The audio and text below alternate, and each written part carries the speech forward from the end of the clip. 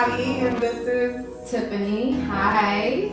We're two Latinas. Yes, with real life problems and real experiences in the mental health field. Absolutely. And we're going to give it to you guys raw. Yes. No censor at all. Don't have guilty pleasures. Yes. So we found it could be anything that induces feelings of guilt, I guess. Yeah. Yes. So what are your guilty pleasures? Yeah, it's a little weird, but you can't say nothing because we do this together. Oh yeah, probably. More than certain. What is it? One of my guilty pleasures is like sitting in the bathroom with someone while they're using the bathroom. Oh no, that's not my guilty pleasure. Like, but we've done that before. Yeah, that's been like a normal thing. Right. That's a pleasure of yours. It's fine. Is it like the fact that it's like so intimate? Like this person is trusting me while they go poo poo. Right. I feel like once you do that, it's like you guys can do anything together. Well, with us, we've known each other since we can remember. Right. So that's normal for us, but it's more normal in like couples where they like start to develop that intimacy. You don't automatically just feel comfortable with that. No, it definitely, you have to work your way up there. Like, I thought you were gonna say something more like what we watched together, and you completely aired out. Oh, dirty guys. Like, right? Let's go.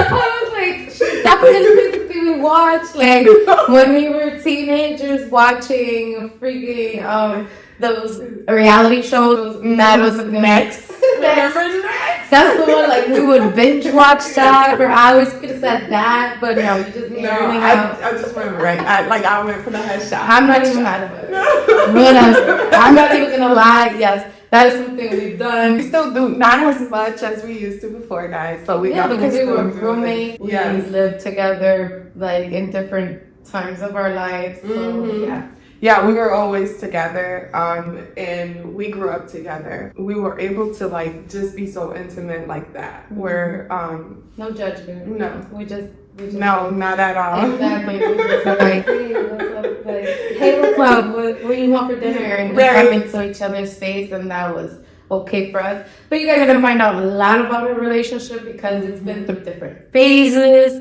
different experiences, different rawness, different point of views, crying, happiness, like everything. Yeah, we have a lot of stories that are similar but different, and different in ways of how we perceive, how we experience. Yeah, how we go together. Yes. Peanut butter and jelly. Let's look up on like a psychology article and see what they said about guilty pleasures. Okay. And they started with guilty pleasures is normal. There's two types of guilty pleasure: things that go into the body. So basically, food could be a guilty pleasure. Are you drinking something, eating something? It makes you feel bad. So I had somebody on my posting now and later, which, oh my God, I love those. Oh, but they will give you a cavity, like. You come out just one. All you need is one, and it stays stuck in your tooth, and that's it. Some people call that comfort food, and it went on to say there's things that go in the mind. So like maybe social media.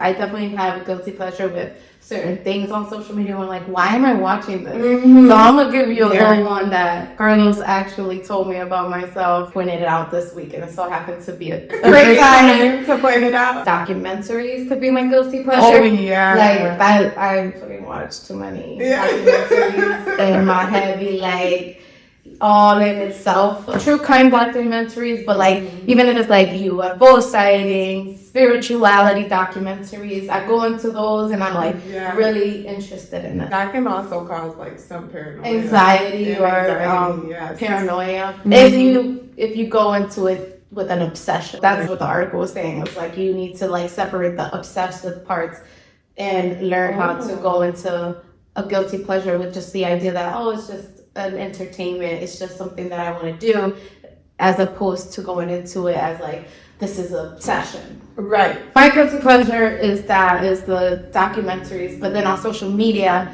Carlos was like, why are you always watching unhealthy, toxic stuff on? He said it like, Why you always watching toxic people on there? Like Right. these unhealthy relationships, people shouting, or it'll be like just talking about, Like, what's her name? Krishan and Blueface? oh my god, that's one of the women shit.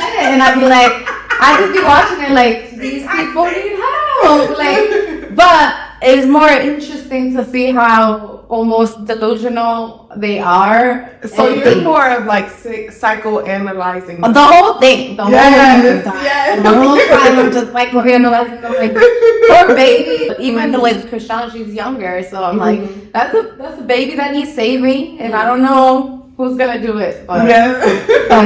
that's Clearly her man is not. Or if they were together. I don't even know. I at know. this We don't point. know.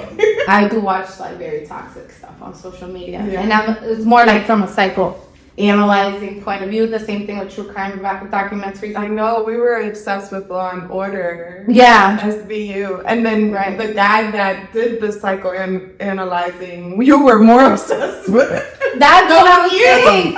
I literally was saying that the other day. I'm like, I wanted to be him. Like that was what I wanted to do for That's a living. true. I wanted to be a forensic psychologist, and that was like what I told my parents I wanted to do. What my mom said I wanted to do since I was like. She asked me at like 10, and I was like, Yeah. "That I don't be that guy." I think that's a good fit for you. though. It is. I think that's you. Yeah. In terms of shows, recently I got into K-dramas, Korean dramas, and I just been... What's that? It's basically shows that of Koreans or like Asians just in general. I just been so into them, but TJ gets mad because like I don't understand this. Yeah. So what is it, like a soap opera? They're But soap in- operas, in yeah. Korean. Yeah, in Oh, Korean. okay. Yep. So like I grew up watching novelas. Oh, that's a So- guilty pleasure. Right. That's why I want the drama. That's why I'm always watching the drama, because I was forced to watch novella. Right.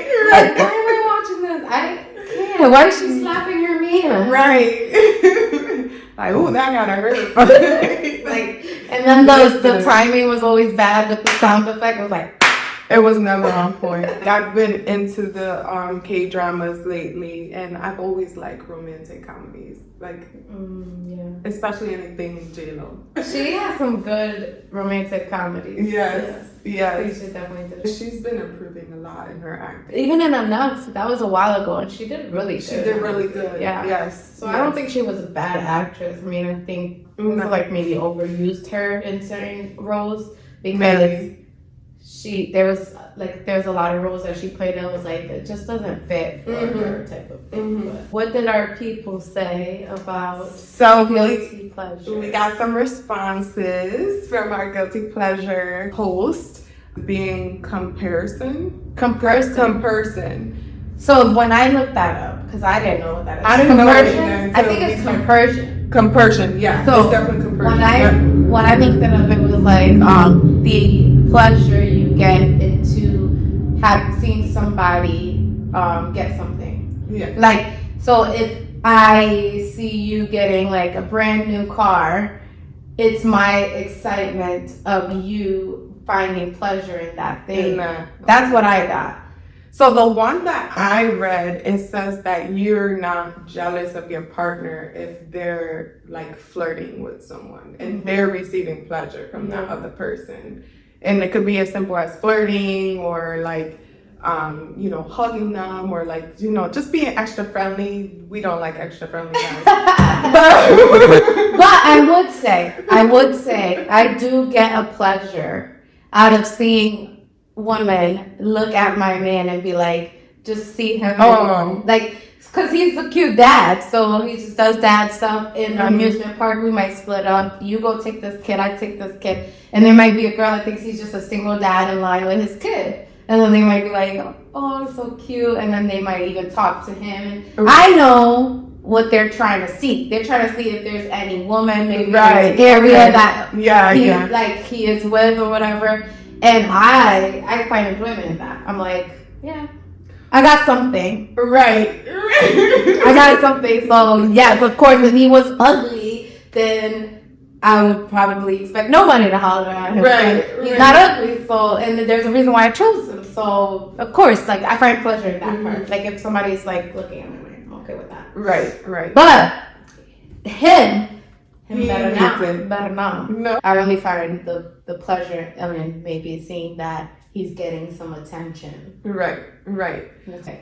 So that I could relate to, but then there's the extreme side where people find conversion as witnessing their partner Being intimate with another partner. Yep. So that's a little out of my scope of conversion. Right. I draw the line where I said. I don't know. I'm a jealous person, so I don't know if Don't even look. Don't even look. Just look the other way. He can't look at y'all, and y'all can't look at him. Period. Wear blindfolds from under me. That's it. Right. Close your eyes. You can't even talk to Alexa. Don't even put prescription glasses on. No. That's it. No. Take What them you off. need to see for? I'm your eyes.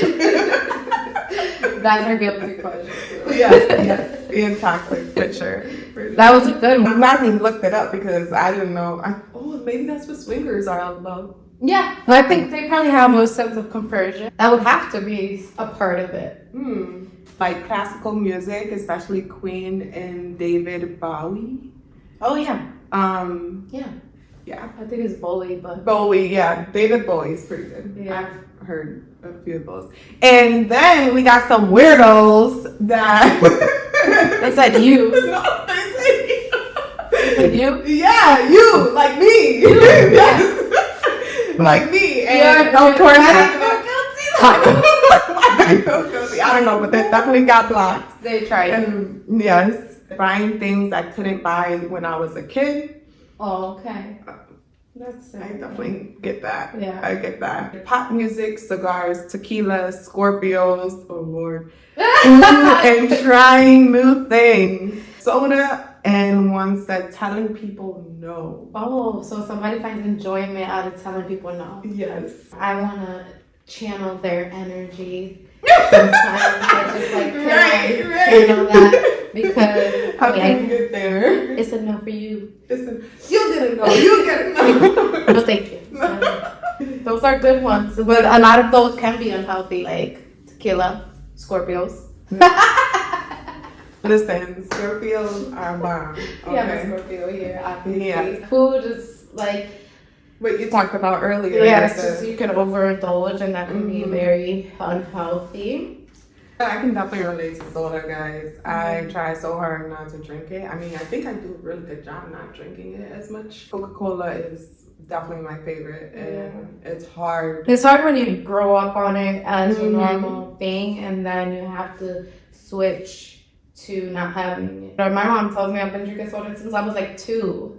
And I'm like, that's crazy. Like, I don't understand why at 2, with the amount of energy a toddler has, needs soda. Yeah. I was drinking coffee.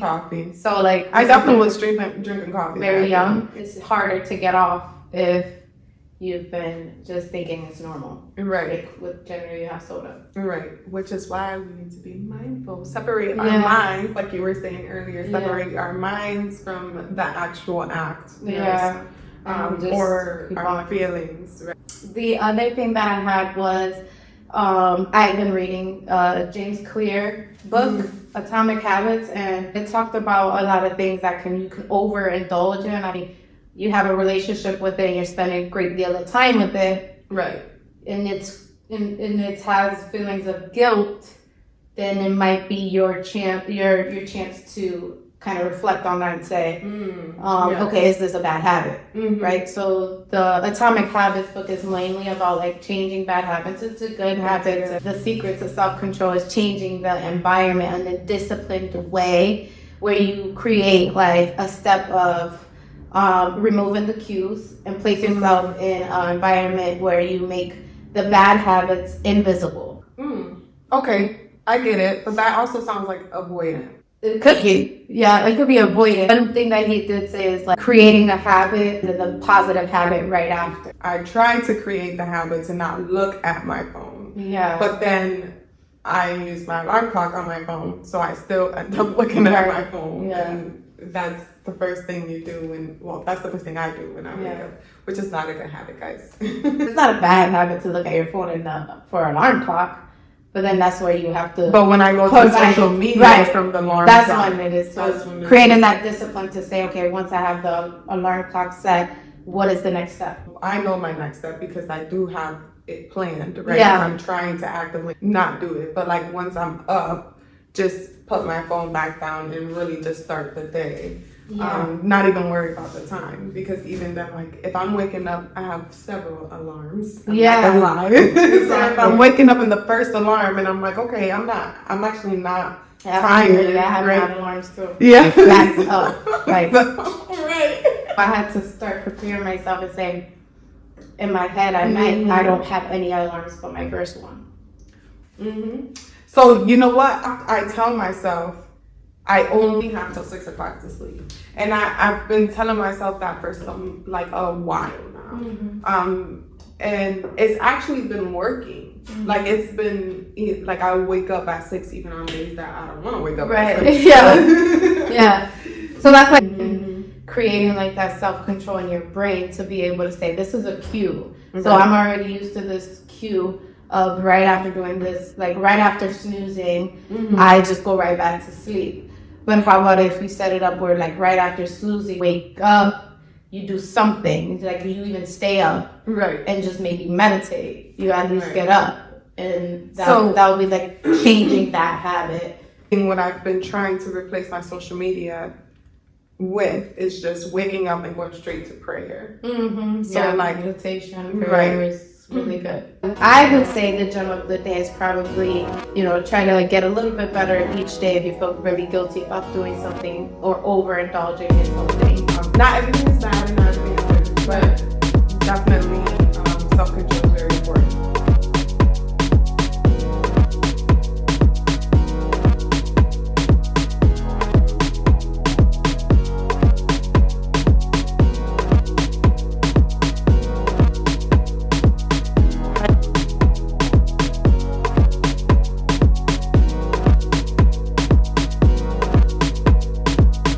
But